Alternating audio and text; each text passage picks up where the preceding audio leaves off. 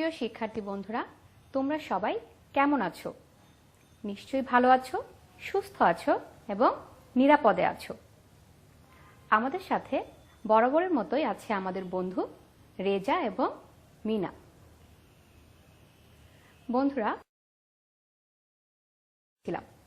আমরা গত ক্লাসে 1 থেকে 5 পর্যন্ত সংখ্যা চিনেছিলাম। চলো তো দেখি বন্ধুরা আমাদের মনে আছে কিনা। বন্ধুরা, আমরা এখানে কিছু ছবি দেখতে পাচ্ছি। তোমরা তোমাদের খাতা এবং পেন্সিল বের করো। এখানে কয়টি ফুল আছে, কয়টি গাড়ি এবং কয়টি প্রজাপতি আছে তোমরা খাতায় লিখে ফেলো। কি বন্ধুরা, লিখেছো? দেখি আমাদের বন্ধু রেজা কি লিখেছে। রেজা লিখেছে, আমি ফুল 1টি, গাড়ি 3টি ও প্রজাপতি 5টি লিখেছি। দেখি তো আমাদের বন্ধু মিনা কি লিখেছে। মিনা লিখেছে, আমিও ফুল 1টি, গাড়ি 3টি ও প্রজাপতি 5টি লিখেছি। কি বন্ধুরা, তোমাদের সাথে কি মিলেছে? চলো তো আমরা দেখি। দেখো এখানে ফুল 1টি আছে, গাড়ি 1, 2, 3, 3টি গাড়ি, 1, 2, 3, 4, 5, 5টি প্রজাপতি আছে। তার মানে মিনা এবং রেজা সঠিক লিখেছে। আমরা মিনা এবং রেজাকে ধন্যবাদ দিই। শিক্ষার্থী বন্ধুরা, আমি তোমাদের জন্য কয়েকটি কাঠি নিয়ে এসেছি। দেখো আমি কয়টি কাঠি নিয়ে এসেছি। 1, 2, 3, 4, 5, 5টি কাঠি নিয়ে এসেছি। এই 5টি কাঠি থেকে আমি আমার বাম হাতে কিছু কাঠি নিলাম, আবার ডান হাতে কিছু কাঠি নিলাম। বলো তো শিক্ষার্থী বন্ধুরা, আমার বাম হাতে কয়টি কাঠি আছে? দেখি আমাদের বন্ধু রেজা কি বলে। রেজা বলছে 1, 2, 2টি কাঠি। দেখো বন্ধুরা, 1, 2, 2টি কাঠি। তার মানে রেজা ঠিক বলেছে। তাহলে আমার ডান হাতে কয়টি কাঠি আছে? দেখি আমাদের বন্ধু মিনা কি বলে। মিনা বলছে 1, 2, 3, 3টি কাঠি আছে। দেখো 1, 2, 3, 3টি কাঠি আছে। তার মানে মিনা ঠিক বলেছে। বন্ধুরা দেখো, আমি 5টি কাঠিকে 2টি এবং 3টি এভাবে আমি ভাগ করেছি। আজকে আমরা শিখব 5টি জিনিসকে কতভাবে সাজানো যায়। বন্ধুরা, আমার কাছে 5টি কয়েন আছে। দেখো 1, 2, 3, 4, 5, 5টি কয়েন আছে। এই যে এরকম 5টি কয়েন আছে। দেখো 1, 2, 3, 4, 5, 5টি কয়েন। এখন এই 5টি কয়েন থেকে আমি যদি আমার ডান হাতে 3টি কয়েন রাখি, তাহলে আমার বাম হাতে কয়টি কয়েন আছে চিন্তা করো। দেখি আমাদের বন্ধু রেজা কি বলছে। রেজা বলছে বাম হাতে 2টি কয়েন আছে, কারণ 3 আর 2 মিলে হয় 5। কি বন্ধুরা, রেজা কি ঠিক বলেছে? হ্যাঁ, দেখো বন্ধুরা, আমার বাম হাতে 2টি কয়েন আছে। আমার ডান হাতে ছিল 3টি আর বাম হাতে আছে 2টি কয়েন। তাহলে আমরা 5টি কয়েনকে আমরা কি করতে পারছি? 3 এবং 2 এভাবে সাজাতে পারছি, তাই না বন্ধুরা? তাহলে রেজাকে অসংখ্য ধন্যবাদ। এবারে যদি আমার ডান হাতে 4টি কয়েন থাকে, তাহলে বলো তো আমার বাম হাতে কয়টি কয়েন আছে? দেখো আমার ডান হাতে আছে 4টি কয়েন, তাহলে আমার বাম হাতে কয়টি কয়েন আছে চিন্তা করো। কি বন্ধুরা, মিনা কি সঠিক বলেছে? দেখি তো আমার হাতে কয়টি কয়েন আছে। দেখো আমার হাতে 4টি কয়েন আছে। 1, 2, 3, 4, 4টি কয়েন আছে। তার মানে আমরা কি করতে পারি? 1 এবং 4 এভাবেও আমরা 2 ভাগে ভাগ করতে পারি। শিক্ষার্থী বন্ধুরা দেখো, আমি তোমাদের জন্য একটা যন্ত্র নিয়ে এসেছি। এই যন্ত্রটার নাম কি জানো? এই যন্ত্রটার নাম হচ্ছে দল যন্ত্র। দেখো এখানে 5টি গোল আছে। 1 2 3 4 5, 5টি গোল আছে। এটাকে দেখো, আমি এখানে দেখো একটা কি আছে, কাগজ আছে, তাই না? এটাকে আমি এভাবে সরাতে পারি, তাই না? এখন আমি এই কাগজটাকে যদি আমি এক ঘর সরাই, দেখো এই পাশে কয়টি গোল আছে? একটি গোল আছে। আর এই পাশে আছে 1 2 3 4। তার মানে আমি এই 5টি গোলকে 1 এবং 4 এভাবে সাজাতে পারি। এবার দেখো, এবার যদি আমি এই কাগজটাকে আমি আরো এক ঘর এভাবে সরিয়ে দেই, তাহলে আমার এই পাশে কয়টি গোল আছে বলো তো? রেজা বলছে 1 2, 2টি গোল আছে। দেখো 1 2, 2টি গোল আছে। তার মানে রেজা সঠিক বলেছে। তাহলে এই পাশে আমাদের কয়টি গোল আছে? মিনা বলছে 1 2 3, 3টি গোল আছে। দেখো 1 2 3, 3টি গোল আছে। এবারে এই কাগজটাকে যদি আমরা আরো একটা ঘর সরিয়ে দেই, তাহলে কি হচ্ছে দেখো, এ পাশে কয়টি আছে? 1 2 3, 3টি গোল। আর এই পাশে আছে 1 2, 2টি গোল। তার মানে এই 5টি গোলকে আমরা 3 এবং 2 এভাবেও সাজাতে পারি। এবারে যদি আমরা আরো একটা ঘর সরিয়ে দেই, তাহলে কি হচ্ছে বলো তো? তাহলে আমার এই পাশে কয়টি গোল আছে চিন্তা করে বলো তো? মিনা বলছে 1 2 3 4, 4টি গোল আছে। আর এ পাশে কয়টি গোল আছে বলো তো? রেজা বলছে 1টি গোল আছে। তার মানে আমরা 4 এবং 1 এভাবেও আমরা সাজাতে পারি, তাই না বন্ধুরা? দেখো আমরা যদি আবার এভাবে যাই, এখানে দেখো এই পাশে আছে 1 আর এই পাশে আছে 4। আবার এটাকে যদি আবার সরাই, তাহলে কি হচ্ছে? 2 3। আবার এদিকে সরালে কি হবে? 3 2। আবার এটাকে সরালে কি হবে? 4 1।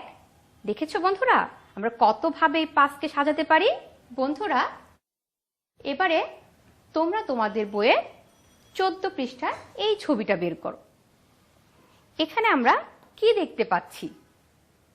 দেখো এখানে 5টি গোল আছে, তাই না? দেখো 1 2 3 4 5, 5টি গোল আছে।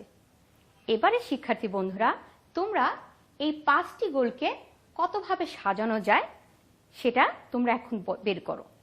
এই যে 5টি গোলকে আমরা কতভাবে সাজাতে পারি সেটা আমরা এখানে লিখব। মিনা বলছে আমি 2টি গোল ও 3টি গোল এভাবে সাজিয়েছি। দেখো মিনা কিভাবে সাজিয়েছে? মিনা 2টি গোল এবং 3টি গোল এভাবে সাজিয়েছে। তুমিও কি এভাবে সাজিয়েছো? রেজা আবার কি বলছে দেখো, রেজা বলছে আমি 1টি গোল ও 4টি গোল এভাবে সাজিয়েছি। দেখেছো রেজাও পেরেছে। আর কতভাবে সাজানো যায় একটু বলো তো? রেজা বলছে আমি 4টি গোল ও 1টি গোল আলাদা করেছি। দেখেছো ও 4টি গোল আর 1টি গোল এভাবেও সে আলাদা করতে পেরেছে। মিনা বলছে আমি 3টি গোল ও 2টি গোল এভাবে সাজিয়েছি। দেখেছো বন্ধুরা মিনা এবং রেজা কতভাবে এটাকে সাজিয়েছে, এই গোলগুলোকে? তোমরাও নিশ্চয়ই পেরেছো। বন্ধুরা দেখো এখানে 5টি ফুল আছে। 1 2 3 4 5, 5টি ফুল আছে।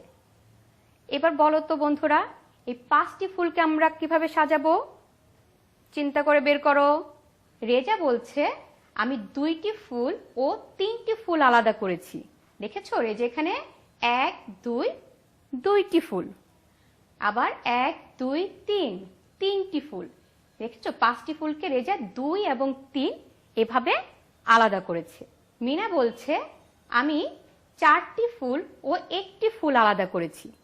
দেখো মিনা 1 2 3 4 4টি ফুল আর হচ্ছে একটি ফুল, এভাবেও সে সাজাতে পেরেছে এবং আলাদা করে সে লিখতে পেরেছে। শিক্ষার্থী বন্ধুরা, আজকে তাহলে আমরা কি শিখলাম বলো তো? মিনা বলছে 5টি বস্তুকে কতভাবে সাজানো যায়।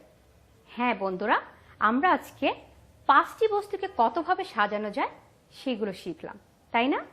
চলো আমরা আরেকটু দেখে নেই। দেখো 5টি গোলকে আমরা কত ভাবে সাজিয়েছি।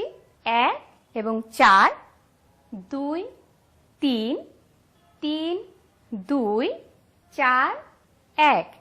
দেখেছো বন্ধুরা, আমরা এতভাবে 5টি জিনিসকে সাজিয়েছি। আজকে তোমাদের কাজ কি থাকবে জানো?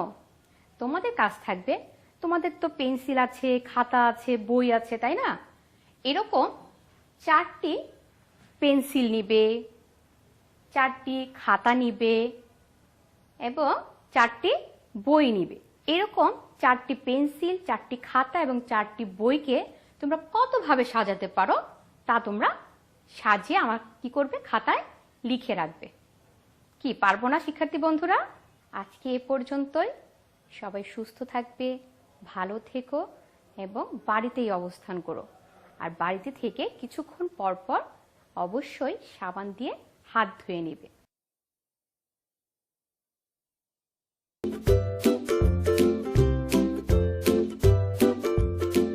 প্রিয় শিক্ষার্থী বন্ধুরা, কেমন আছো সবাই?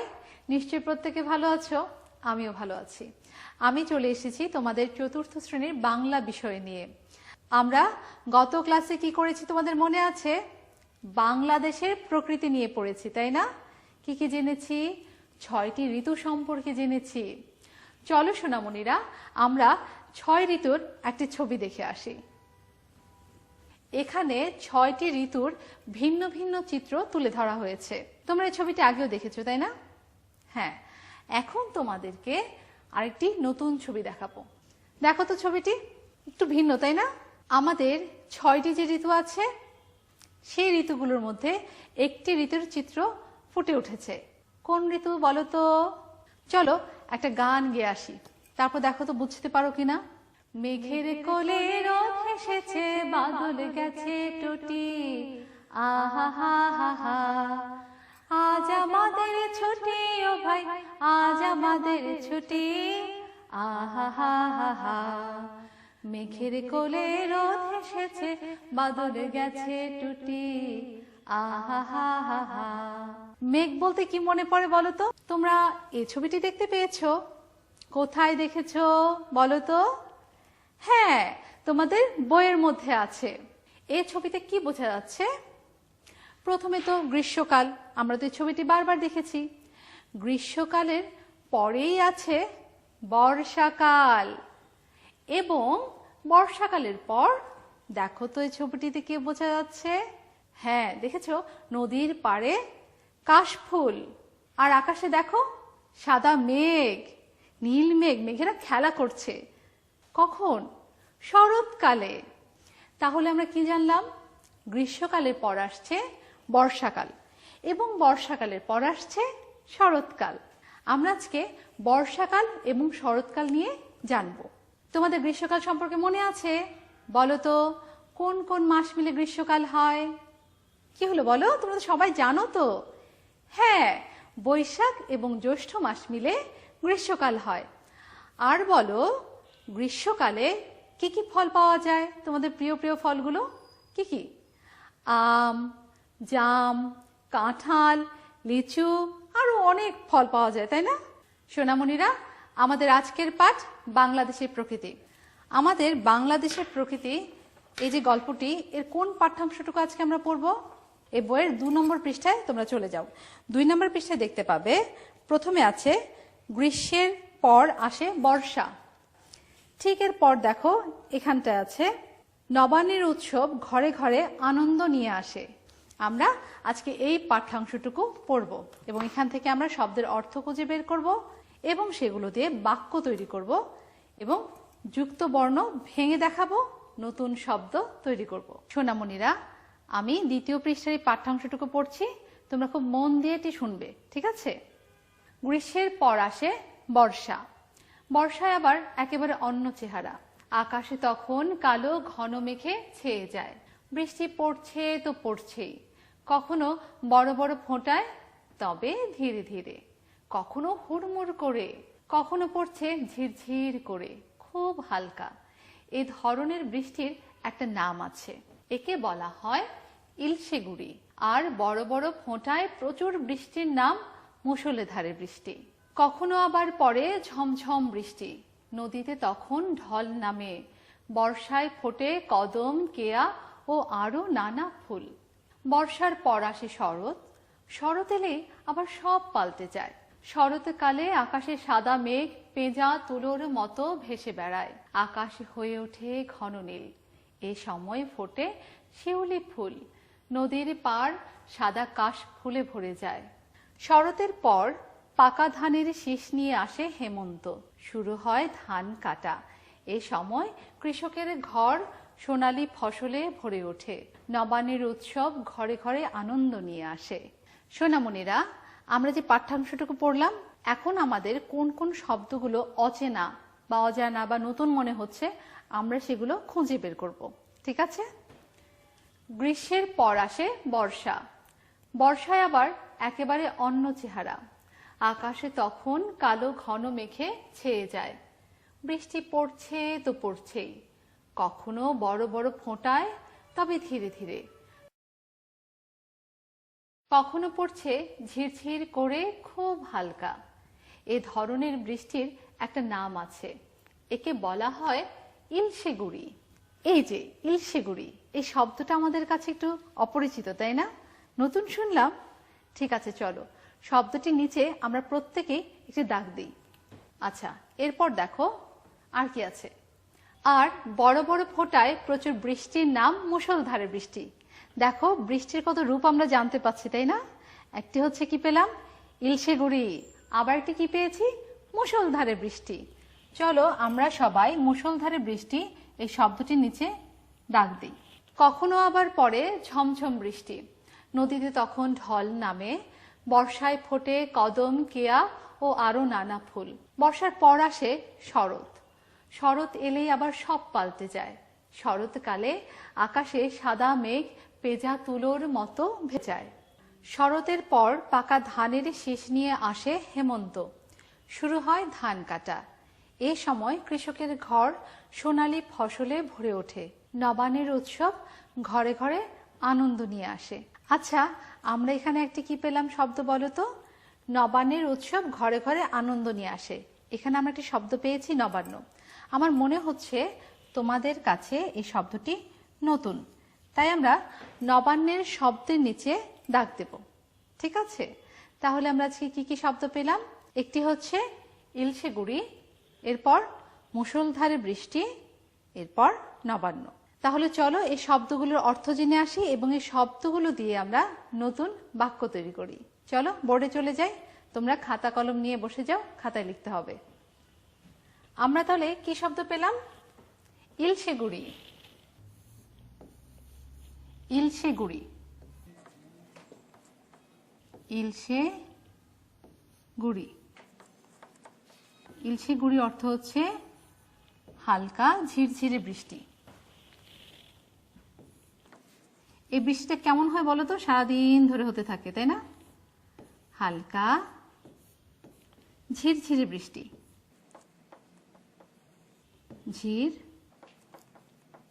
ঝিরঝিরে বৃষ্টি।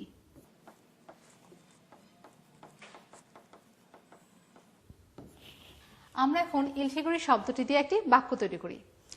গতকাল সারাদিন ইলশে গুঁড়ি বৃষ্টি ছিল। গতকাল সারাদিন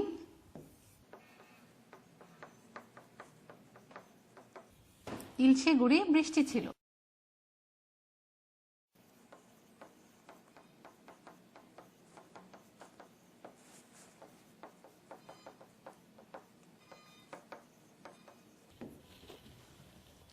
এরপর আমরা একটি কি শব্দ পেয়েছি? মুষলধারে বৃষ্টি। তাহলে আমরা লিখি মুষলধারে।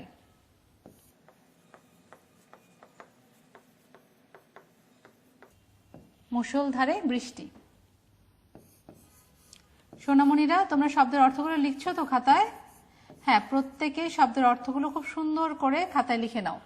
মুষলধারে বৃষ্টি শব্দের অর্থ হচ্ছে খুব বড় বড় ফোঁটায় যখন বৃষ্টি পড়ে। তাহলে আমরা লিখে চলো, খুব বড় বড় ফোঁটায়, খুব বড়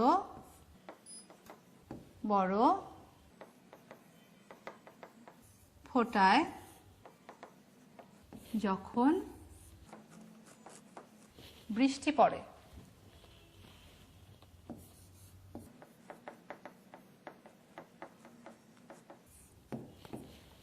আচ্ছা, এখন আমরা মুষলধারে বৃষ্টি এই শব্দটি দিয়ে একটি বাক্য গঠন করব। মুষলধারে বৃষ্টিতে বাইরে যাওয়া যায় না। তাহলে চলো লিখি, তোমরা তোমাদের মন মতন অন্য একটি বাক্য কিন্তু লিখতে পারবে। ঠিক আছে, সবাই লিখো। মুষলধারে বৃষ্টি এই শব্দটি দিয়ে আমরা এখন একটি বাক্য গঠন করছি। এই বাক্যটি আমরা সবাই লিখব। এটিও লিখতে পারি অথবা তোমাদের মনের মতন অন্য একটি শব্দ তোমরা লিখতে পারো। মুষলধারে বৃষ্টিতে বাইরে যাওয়া যায় না।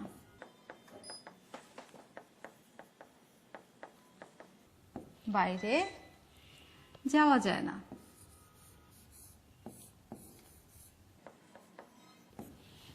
আচ্ছা, আমরা তাহলে এখানে কি পেয়ে যাচ্ছি? ইলশিগুড়ি শব্দ এবং মুষলধারে বৃষ্টি, এই দুটি শব্দ অর্থ পেয়েছি, বাক্য গঠন করেছি।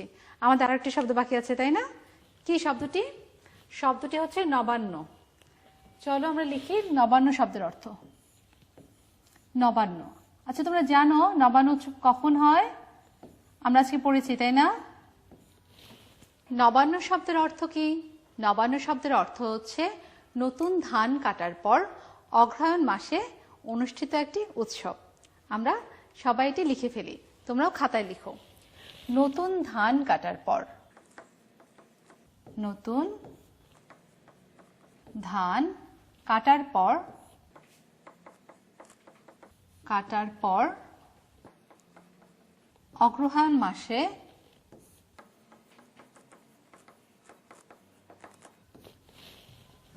অগ্রহায়ণ মাসে অনুষ্ঠিত একটি উৎসব।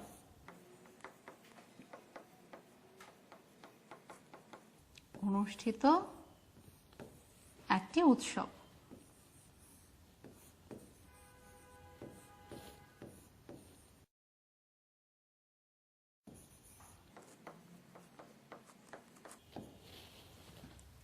আচ্ছা, এই নবান্নকে নিয়ে আমরা একটি বাক্য লিখতে পারি না?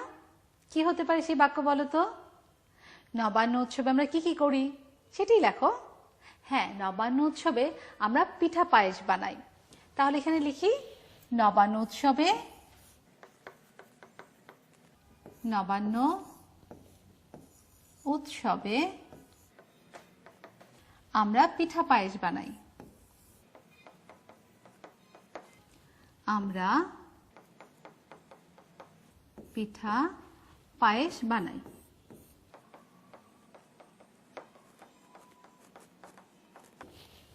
নবান্ন উৎসবে আমরা পিঠা পায়েস বানাই। কি সুন্দর করে আমরা খুব সহজে বাক্যগুলো কিন্তু লিখতে পারি। তোমরা কিন্তু অবশ্যই চেষ্টা করলে আরো ভিন্ন ধর্মী, ভিন্ন রকমের বাক্য তোমরা লিখতে পারবে।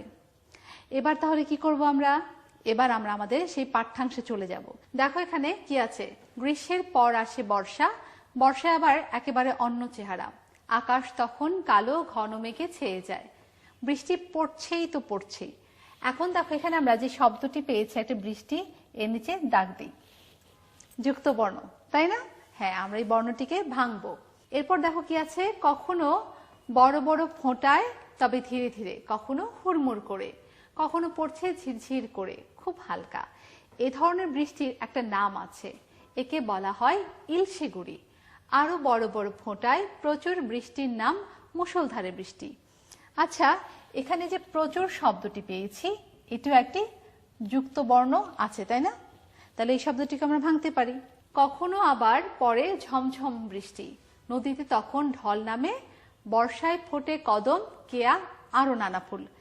আমরা এখন এই দুটো যুক্ত বর্ণকে ভেঙে দেখাবো। তোমরা বাকি পাঠ্যাংশটুকু পড়ে আর কি কি যুক্ত বর্ণ আছে সেগুলো খুঁজে বের করবে এবং অবশ্যই ভেঙে লিখবে। চল আমরা বোর্ডে চলে যাই। চলো বোর্ডে লিখছি বৃষ্টি। আচ্ছা দেখো তো বৃষ্টি বানানটা কি? এই দেখো এখানে দুটো যুক্ত বর্ণ আছে। আচ্ছা কি আছে? বয়ের নিচে রিকার, আরেকটি কি আছে? মূর্ধন্য স যুক্ত ট। আমরা এখন মূর্ধন্য স যুক্ত ট এই যুক্ত বর্ণটিকে নিয়ে কাজ করব। একে যদি আমরা ভাঙি তাহলে আমাদের আসছে যে দুটি বর্ণ, সেটি হচ্ছে, তোমরা বলো এবং লিখে ফেলো, মূর্ধন্য স আর এসেছে ট। মূর্ধন্য স যুক্ত ট আমরা এর সাথে মিল রেখে কি করব? আরেকটি নতুন শব্দ লিখব। শব্দটি কি হতে পারে? শব্দটি হতে পারে মিষ্টি। দেখো তো আছে কিনা? হ্যাঁ, এখানেও আমরা একই যুক্ত বর্ণ পাচ্ছি। এরপর দেখো আমরা পরবর্তী শব্দে চলে যাই। পরবর্তী শব্দটি কি ছিল? প্রচুর। প্রচুর এখানে কোথায় আছে আমাকে একটু বলবে? যুক্ত বর্ণটি কোথায় আছে? এই তো প্র, প র ফলা। একে যদি আমরা এখন ভাঙি তাহলে দেখো তো কি কি পাই? প্রথমে পাচ্ছি প বর্ণ, এরপর পাচ্ছি র ফলা। প বর্ণ আরেকটি কি পেয়েছি? র ফলা। কি হয়ে গেল? প্র। তাহলে আমরা এই প্র দিয়ে আরেকটি নতুন শব্দ লিখব। কি হতে পারে? আমাদের বইয়ে আছে তাই না? প্রকৃতি। হ্যাঁ, আমরা এখানে লিখছি প্রকৃতি। আমাদের দুটি যুক্ত বর্ণ এখানে লেখা শেষ হয়ে গেল এবং নতুন শব্দ আমরা লিখে ফেলেছি। তোমরা বাসায় কি করবে? এই শব্দগুলোকে বারবার অনুশীলন করবে আর নতুন শব্দ খুঁজে বের করবে। সোনামণিরা, এবার চলো আমরা কিছু ছোট ছোট প্রশ্নের উত্তর দিয়ে আসি, একটি মজার খেলা খেলে আসি, ঠিক আছে? এখানে দেখতে পাচ্ছ কি আছে? এখানে তিনটি প্রশ্ন আছে। বর্ষার পর কোন ঋতু আসে? আর আছে কি? শরৎকালে আকাশ কেমন থাকে? তোমরা জানো তো তাই না? শরৎকালে আকাশ কেমন থাকে। আরেকটি প্রশ্ন আছে, শরৎকালে নদীর পাড় কোন ফুলে ভরে যায়? শরৎকালে নদীর পাড় কোন ফুলে ভরে যায়? আমরা এই প্রশ্নের উত্তরগুলো তো জানি, বই আমরা পেয়েছি। চলো উত্তরগুলো একটু মিলিয়ে দেখি। দেখো তো, বর্ষার পর কোন ঋতু আসে? আমরা একটি গল্পে পেয়েছি তাই না? গ্রীষ্মের পর বর্ষা আসে, তাই তো। আর বর্ষার পর কি আসে? বর্ষার পর আসে শরৎ। এখানে দেখো কি আছে? গ্রীষ্মের পর আসে বর্ষা, আর বর্ষার পর কি আসে? এই যে বর্ষার পর আসে শরৎ। তাহলে আমরা বলতে পারি বর্ষার পর শরৎকাল আসে। পরের প্রশ্নটি কি? শরৎকালে আকাশ কেমন থাকে? চলো তো একটু দেখে আসি শরৎকালে আকাশ কেমন থাকে।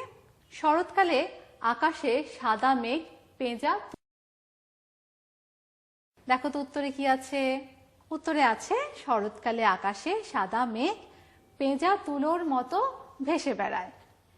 এরপর শরৎকালে নদীর পাড় কোন ফুলে ভরে যায়? এটা তো তোমরা সবাই জানো, বই কি দেখতে হবে? আচ্ছা চলো তবু একটু বই দেখে আসি। এখানে দেখো নদীর পাড় সাদা কাশ ফুলে ভরে যায়, অর্থাৎ শরৎকালে কি থাকে? কাশ ফুল থাকে নদীর পাড়ে। তাহলে আমরা বলতে পারি শরৎকালে নদীর পাড় কাশ ফুলে ভরে যায়। সোনামণিরা, আমরা তাহলে আজকে কি জানলাম? জানলাম যে গ্রীষ্মকালের পর আসছে বর্ষাকাল এবং এরপর আসছে শরৎকাল। আমরা বর্ষাকাল সম্পর্কে জেনেছি, কেমন কেমন বৃষ্টি হয়, তার প্রকৃতি কেমন, এবং শরৎ সম্পর্কেও জেনেছি, তাই না? এখন তোমাদের বাড়ির কাজটি তোমরা নিয়ে নাও। চলো বাড়ির কাজটি দেখে আসি। সোনামণিরা দেখো, তোমাদের জন্য বাড়ির কাজ নিয়ে এসেছি। আজকের বাড়ির কাজ কি? নির্ধারিত পাঠ্যাংশ পড়বে, ঠিক আছে? আরেকটি আছে, নিম্নের যুক্ত বর্ণগুলো দিয়ে নতুন শব্দ তৈরি করবে। কি কি যুক্ত বর্ণগুলো? ন যুক্ত ন, মূর্ধন্য স যুক্ত ট এবং দন্ত ন যুক্ত দ। এই যে যুক্ত বর্ণগুলো আছে, এই যুক্ত বর্ণগুলো দিয়ে তোমরা নতুন নতুন শব্দ তৈরি করবে এবং যখন বিদ্যালয় খুলবে অবশ্যই তোমার শিক্ষককে দেখাবে।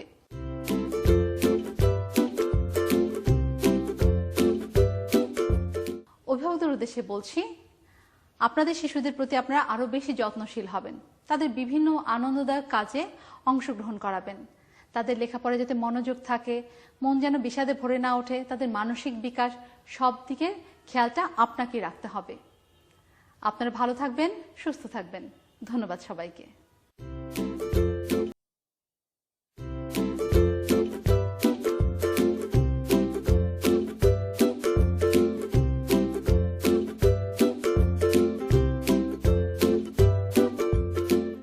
প্রিয় শিক্ষার্থী, কেমন আছো তোমরা? প্রত্যাশা এবং বিশ্বাস তোমরা সবাই অনেক অনেক ভালো আছো। আমিও আল্লাহর রহমতে অনেক ভালো আছি। পঞ্চম শ্রেণীর প্রিয় শিক্ষার্থী বন্ধুরা, তোমাদের জন্য প্রাথমিক বিজ্ঞান বিষয়ের আজকে আরেকটি পাঠ নিয়ে আমি উপস্থিত হয়েছি। তো পঞ্চম শ্রেণীর বন্ধুরা, তোমরা তোমাদের প্রাথমিক বিজ্ঞান মেইন বই, খাতা এবং কলম নিয়ে আজকের পাঠের জন্য ঝটপট প্রস্তুত হয়ে যাও। বন্ধুরা, আজকে তোমাদের জন্য আমাদের পাঠ প্রাথমিক বিজ্ঞান পঞ্চম শ্রেণী অধ্যায় 2 এবং আজকের পাঠ্যাংশ পরিবেশ দূষণ। বন্ধুরা, পাঠের শুরুতেই আমরা খুব সুন্দর একটি প্রাকৃতিক দৃশ্যের ছবি দেখছি। ছবিতে কি দেখতে পাচ্ছ তোমরা? একটু মন দিয়ে দেখো, খুব চমৎকার একটি ছবি। এখানে খুব সুন্দর একটি নদী দেখতে পাচ্ছি আমরা। নদীতে পরিষ্কার টলমলে পানি। আমরা আরো দেখতে পাচ্ছি খোলা আকাশ, খোলা মাঠ এবং সবুজ গাছ, বনানী। চমৎকার একটি দৃশ্য। আমরা সব সময় এরকম পরিচ্ছন্ন পরিবেশ আমরা দেখতে পাই না। আমাদের পরিবেশটা বিভিন্ন কারণে আমরা দেখতে পাই দূষিত অবস্থায় আমাদের চারপাশে উপস্থাপিত হয়। চলো বন্ধুরা, আমরা আমাদের আজকে পাঠের শিরোনামে যাই। আমাদের আজকে পাঠের শিরোনাম পরিবেশ দূষণ। এবং আমরা আজকের পাঠে যে প্রশ্নটি নিয়ে তোমাদের সামনে আলোচনা করব, সেই মূল প্রশ্নটি হচ্ছে কি কি কারণে পরিবেশ দূষিত হয়। আমরা পুরো পাঠে বিভিন্ন বিষয় এবং কাজের মাধ্যমে এই প্রশ্নটির সমাধান খোঁজার চেষ্টা করব। চলো আমরা এখন আমাদের পাঠের শিরোনামে যে শব্দটি পেলাম, সেই পাঠের শিরোনামটি দেখে নিই। পাঠের শিরোনাম পরিবেশ দূষণ। এইখানে আমরা দুটো শব্দ পাই, একটি হচ্ছে পরিবেশ এবং অন্যটি হচ্ছে দূষণ। আচ্ছা, তোমরা কি বলতে পারো পরিবেশ কাকে বলে? হ্যাঁ, তোমরা তোমাদের অন্য শ্রেণীতে অবশ্যই এটা পড়ে এসেছো, পরিবেশ কাকে বলে। পরিবেশ হলো আমাদের একটি পারিপার্শ্বিক রূপ, অর্থাৎ আমাদের চারপাশে যা কিছু আছে তার সবটুকু মিলিয়েই হচ্ছে আমাদের পরিবেশ। এক কথায় বলতে গেলে পরিবেশ হলো আমাদের চারপাশের গাছপালা, জীবজন্তু, ঘরবাড়ি, বন্ধুবান্ধব, আত্মীয় স্বজন, এই সবাইকে মিলে হয় আমাদের পরিবেশ। পরিবেশ কথাটি বুঝতে পারলে এবার চলো দূষণ মানে কি। দূষণ হচ্ছে কোনো বিষয়ের, তার উপাদানের যদি মিশ্রণগুলো পরিবর্তিত রূপ ধারণ করে বা পরিবর্তন হয়ে যায়, তখন আমরা সেই বিষয়কে বা সেই উপাদানকে বলবো দূষণ ঘটেছে। এখন আমরা যদি সামগ্রিকভাবে পরিবেশ দূষণ কথাটা বলি, তাহলে কি পাবো? হ্যাঁ, আমরা আমাদের পরিবেশকে দৈনন্দিন কাজে প্রতিনিয়ত ব্যবহার করে আসছি এবং এই ব্যবহারের ফলে আমাদের পরিবেশে অনেক পরিবর্তন ঘটছে। যদি এই পরিবর্তন আমাদের জন্য ক্ষতির কারণ হয়, তখন আমরা তাকে কি বলবো? হ্যাঁ, ঠিক ধরেছ, তখনই আমরা বলবো আমাদের পরিবেশে দূষণ ঘটেছে। অর্থাৎ আমাদের পরিবেশে যদি পরিবর্তন হয় এবং সে পরিবর্তনটা যদি অস্বাভাবিক বা ক্ষতিকর হয়, তখনই আমরা তাকে বলবো পরিবেশ দূষণ। এখন চলো আমরা আমাদের পরিবেশের কিছু উপাদান নিয়ে কথা বলবো। আমরা এর আগেই বলেছি আমাদের পরিবেশের উপাদানগুলো কি কি। অনেকগুলো উপাদানের কথা বলেছি, ঘর বাড়ি, জীবজন্তু, গাছপালা এবং আরো অনেক কিছু, মাটি, পানি, বায়ু, এর সব নিয়ে এই পরিবেশ। কিন্তু এই পরিবেশের মধ্য থেকে আমরা যদি প্রধান তিনটি উপাদানের কথা বলি, সেগুলো হবে এই তিনটি: মাটি, পানি এবং বায়ু। এই তিনটি উপাদানের মাধ্যমেই আমরা বেঁচে থাকার ক্ষমতা লাভ করি। আমরা সুস্থভাবে ততক্ষণই বেঁচে থাকতে পারবো যদি এই তিনটি উপাদান বিশুদ্ধ থাকে এবং পরিচ্ছন্ন থাকে। এবার আমরা দূষণ সম্পর্কে একটু কথা বলি। আচ্ছা, তোমরা কি জানো কি কি রকমের দূষণ হতে পারে? তোমরা কি এর আগে কখনো দূষণ সম্পর্কে পড়েছো? হ্যাঁ, ঠিক ধরেছ। আমরা যদি এই 3টি উপাদান দিয়েই চিন্তা করি, তাহলে আমরা এই 3টি উপাদান থেকেই আমরা কিন্তু 3টি দূষণের নাম নিয়ে আসতে পারি। সেগুলো কি কি? দেখো, মাটি যদি তার স্বাভাবিক মিশ্রণের কোনো পরিবর্তন ঘটে যায়, তখন আমরা কিন্তু তাকে মাটি দূষণ বলবো। এছাড়াও পানিতে যদি তার উপাদানের কিংবা মিশ্রণের কোনো অস্বাভাবিক পরিবর্তন আমরা দেখি, তখন আমরা তাকে বলবো পানি দূষণ। এমনিভাবে বায়ু তার নিজস্ব উপাদানের যদি অস্বাভাবিক কোনো পরিবর্তন ঘটায়, তখন আমরা তাকে বলবো বায়ু দূষণ। এই দূষণগুলো বিভিন্নভাবে হতে পারে, মানব সৃষ্ট কারণেও হতে পারে, প্রাকৃতিক কারণেও হতে পারে। এখন আমরা এই 3টি দূষণ কিভাবে হতে পারে বা কি কি কারণে হতে পারে সেগুলো একটু দেখব। চলো আমরা ছবির মাধ্যমে এবং কিছু কারণ উল্লেখ করার মাধ্যমে আমরা সেই মাটি, পানি এবং বায়ু দূষণের কারণগুলো আলোচনা করব। আমরা স্ক্রিনে দেখতে পাচ্ছি মাটি দূষণ, পানি দূষণ এবং বায়ু দূষণ। তার সাথে সংশ্লিষ্ট 3টি ছবি তোমরা দেখতে পাচ্ছ। প্রথম ছবিতে দেখতে পাচ্ছ মাটি দূষণ কিভাবে হচ্ছে। আমাদের দৈনন্দিন ব্যবহার্য বর্জ্য সেগুলো আমরা মাটিতে যত্রতত্র যদি ফেলে রাখি, এভাবে মাটি দূষণ হতে পারে। এছাড়াও পানি দূষণের আমরা একটা ছবি দেখতে পাচ্ছি। এই ছবিতে আমরা কিছু কারখানার তরল বর্জ্য নদীর পানিতে মিশতে দেখছি। আর বায়ু দূষণে আমরা একটি কারখানার চিমনি থেকে কালো দূষিত ধোঁয়া বের হতে দেখছি। 3টি ছবি থেকে তোমরা নিশ্চয়ই কিছু কারণ বুঝতে পেরেছ। এছাড়াও আরো কিছু কারণ হতে পারে। চলো আমরা সেগুলো একটু দেখে নেই। আমরা প্রথমেই মাটি দূষণের কারণগুলো একটু দেখে নেই। মাটি দূষণের কারণ সার ও কীটনাশক, গৃহস্থালির বর্জ্য, কারখানার বর্জ্য, ময়লা আবর্জনা, মৃত জীবজন্তু মাটিতে ফেলে রাখলে।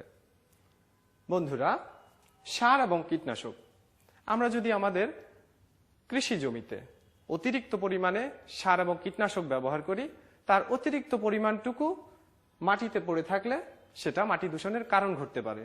এছাড়াও গৃহস্থালির বর্জ্য, আমাদের দৈনন্দিন ব্যবহার্য বিভিন্ন বর্জ্য, আমাদের শাকসবজির কাটাকুটি, মাছ, মাংস, এই উচ্ছিষ্ট পদার্থগুলো যদি আমরা মাটিতে ফেলে রাখি, নির্দিষ্ট জায়গায় না রেখে এলোমেলো ফেলে রাখি, তখন সেটাও মাটি দূষণের কারণ হতে পারে। আরো রয়েছে কারখানার বর্জ্য। কারখানার বিষাক্ত বর্জ্যগুলো যদি আমরা মাটিতে উন্মুক্ত ফেলে রাখি, সেটাও মাটি দূষণের কারণ হবে। এছাড়াও ময়লা আবর্জনা এবং মৃত জীবজন্তু মাটিতে ফেলে রাখলে, কোনো মৃত জীবজন্তু মাটিতে উন্মুক্ত অবস্থায় ফেলে রাখা যাবে না। এটা যদি আমরা ফেলে রাখি, তাহলে তা মাটি দূষণের কারণ হতে পারে। অর্থাৎ মাটি তার স্বাভাবিক মিশ্রণ বা উপাদানের অস্বাভাবিক পরিবর্তন ঘটিয়ে ফেলবে। চলো আমরা দ্বিতীয় দূষণটিতে যাই। অর্থাৎ আমরা পানি দূষণের বিভিন্ন আরো কিছু কারণ দেখব।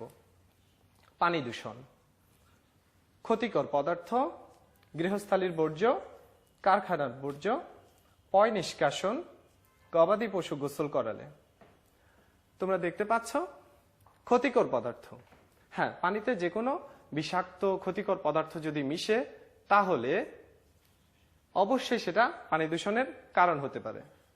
গৃহস্থালির বর্জ্য আমরা যদি পানিতে ফেলে রাখি, নর্দমায় ফেলে রাখি, ড্রেনে ফেলে রাখি, তাহলে সেটা পানি দূষণের কারণ হতে পারে।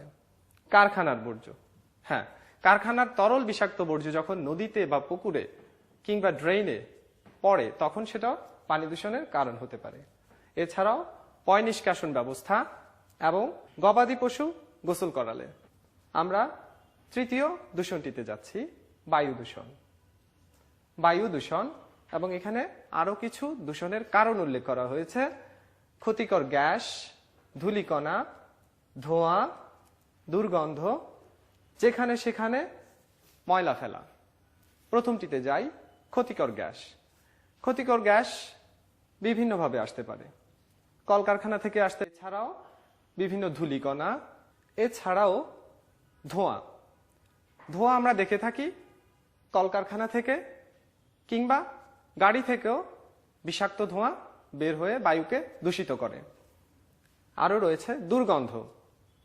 আমরা যেখানে সেখানে কফ থুতু ফেলে কিংবা যেখানে সেখানে মলমূত্র ত্যাগ করে এই দুর্গন্ধে তৈরি করি। এবং সর্বশেষ যেখানে সেখানে ময়লা ফেলা।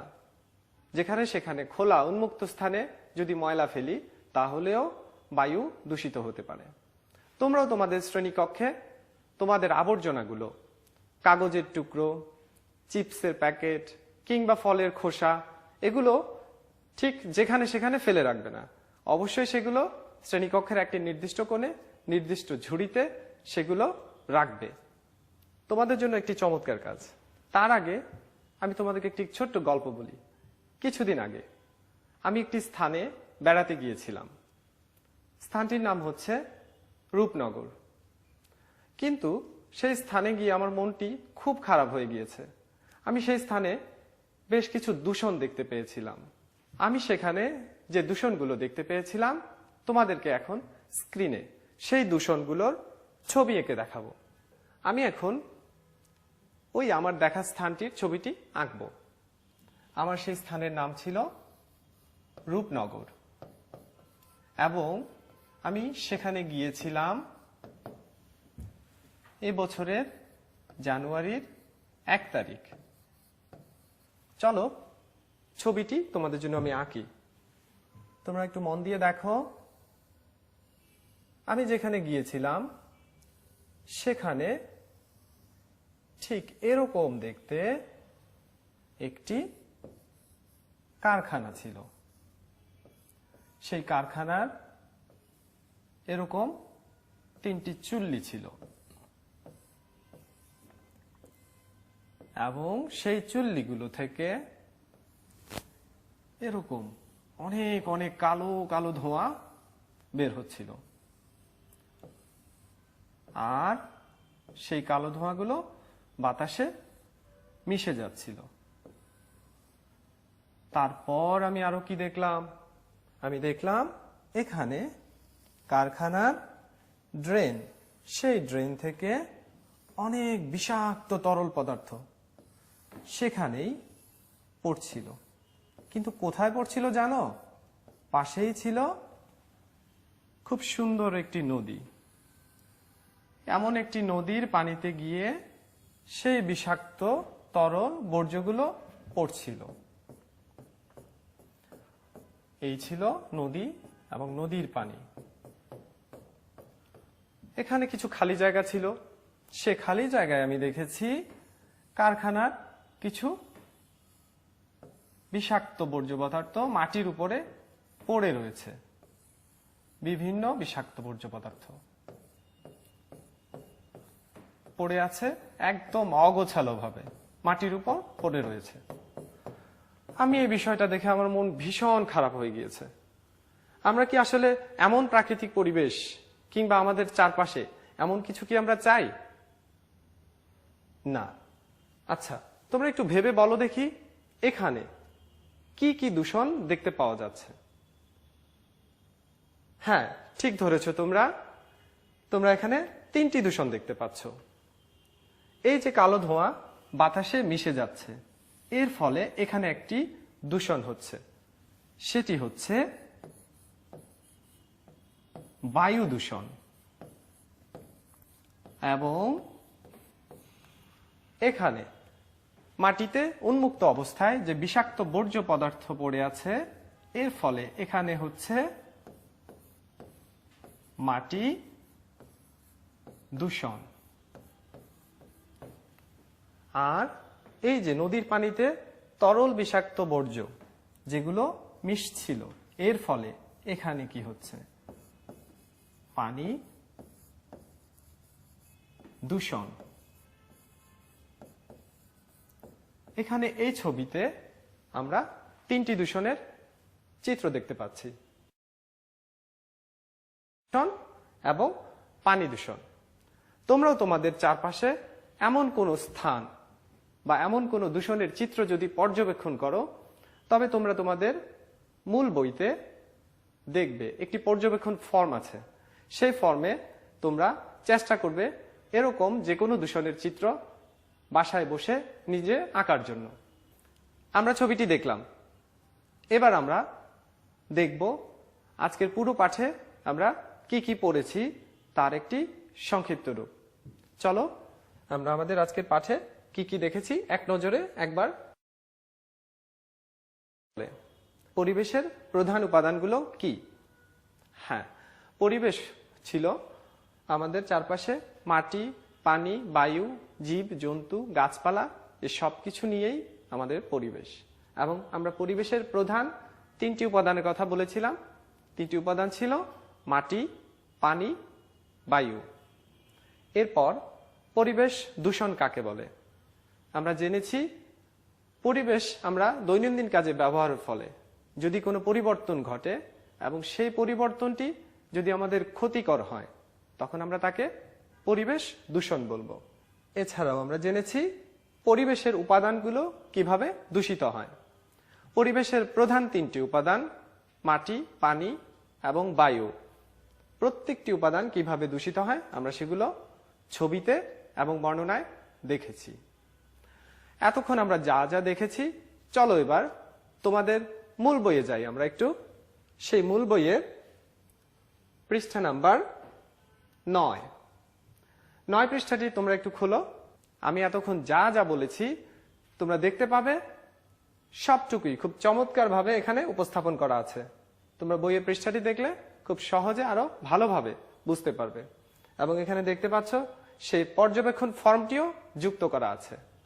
তোমরা এমন একটি পর্যবেক্ষণ ফর্ম তোমাদের খাতায় এঁকে নিয়ে তারপর তোমাদের পর্যবেক্ষিত কোনো একটি স্থানের বিভিন্ন দূষণগুলো তোমরা ছবিতে আঁকার চেষ্টা করবে। চলো বন্ধুরা, এবার আমরা পাঠের থেকে ছোট ছোট কিছু প্রশ্ন তোমাদের জন্য। প্রশ্নগুলো হলো, পরিবেশের প্রধান উপাদান কয়টি? আমরা জেনেছি পরিবেশের প্রধান উপাদান কয়টি? হ্যাঁ, ঠিক ধরেছ, পরিবেশের প্রধান উপাদান ছিল 3টি আমাদের আলোচনায়। আর মাটি কিভাবে দূষিত হয়? হ্যাঁ, খুব সহজ। মাটিতে যদি গৃহস্থালির বর্জ্য, কলকারখানার বর্জ্য, ময়লা আবর্জনা যত্রতত্র এলোমেলো আমরা যদি ফেলে রাখি তাহলে মাটি দূষিত হয়। পানি কিভাবে দূষিত হয়? হ্যাঁ, পানি দূষিত হয় পানিতে যদি আমরা গৃহস্থালির বর্জ্য ফেলি, কারখানার তরল বর্জ্য ফেলি, ময়লা আবর্জনা ফেলি, তাহলে পানি দূষিত হয়। এরপর বায়ু কিভাবে, ছবিতেও দেখেছি, বর্ণনায়ও দেখেছি। বায়ু বিভিন্ন ক্ষতিকর গ্যাস, ধোঁয়া, দুর্গন্ধ, ধূলিকণা ইত্যাদির মাধ্যমে বায়ু দূষিত হয়। খুব সহজ এবং সুন্দর 2টি প্রশ্ন আমাদের আজকের বাড়ির কাজে থাকবে। তোমরা চটপট তোমাদের খাতা এবং কলম নিয়ে বাড়ির কাজের প্রশ্নগুলো তুলে নাও। আমি তোমাদের বলে দিচ্ছি। প্রথম প্রশ্ন, পরিবেশ দূষণ কাকে বলে? দ্বিতীয় প্রশ্ন, কি কি কারণে পরিবেশ দূষিত হয়? 5টি বাক্যে লিখো। আমাদের স্বাস্থ্যকর জীবনের জন্য একটি সুস্থ পরিবেশ খুব বেশি প্রয়োজন। শুধু আমাদের চারপাশ নয়, শ্রেণীকক্ষ, আমার নিজের কক্ষ, সবগুলোই আমরা নিজেরাই পরিচ্ছন্ন রাখব। তবেই সুন্দর হবে পরিবেশ, সুন্দর হবে আমাদের জীবন।